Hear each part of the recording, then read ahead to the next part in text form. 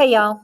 So we're going to create a graph out of the data that we collected yesterday when we were doing the wave model.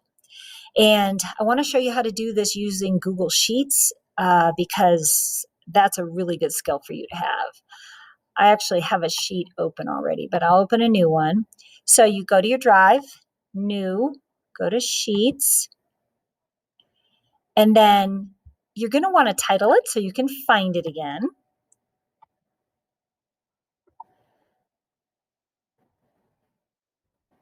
So I'm calling mine the wave model graph. Then remember, we were looking at force, and that's kind of qualitative, right? We didn't measure it. We just basically had low, medium, and high force, okay? And then you're going to be creating a graph that has both trial 1 and trial 2 on it.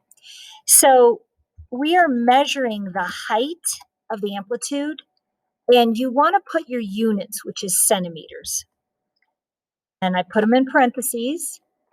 And since I'm going to do this for 2 trials, I'm putting them both in there.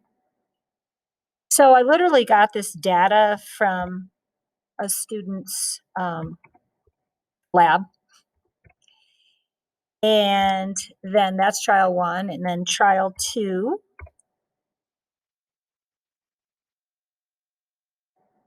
All right. And then to make a graph, what you do is you select the whole thing. You drag and select it. See this little chart right here? You click on that, and it's going to create a graph for you. However, I'm not in love with this graph, right? This scatter chart, that's not what I want. So here under setup, I'm going to change the chart type. Sorry, that's my computer wigging out. I like a line graph. All right. But there's a few other things I'd like to change. So I'm going to customize this. Move myself out of there. So first of all, I like the chart style, but I'm not super happy about the title. All right. I don't need this centimeters and all that. So I'm going to say height of amplitude versus, because remember, it's always going to be dV versus IV. So versus the independent variable, which is force. All right.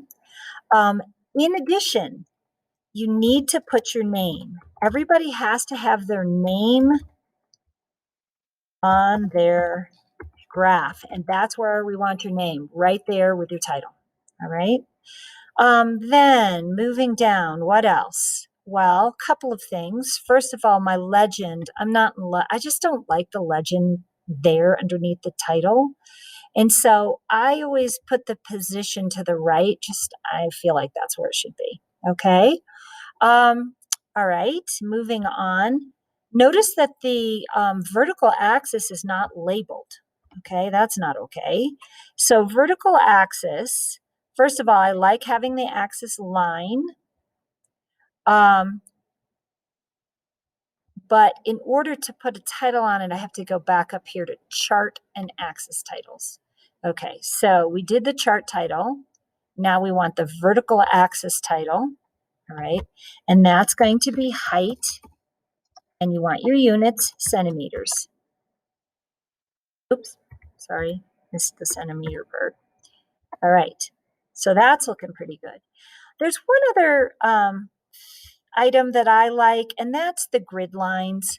Because if you look, like, okay, this is at 10, but like, what's this or this, and so I like to have minor grid lines as well as major.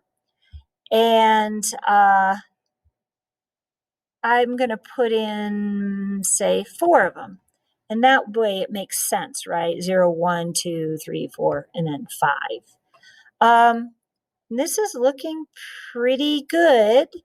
The only thing I don't like is that I feel like these 2 in my legend or my key need to be labeled.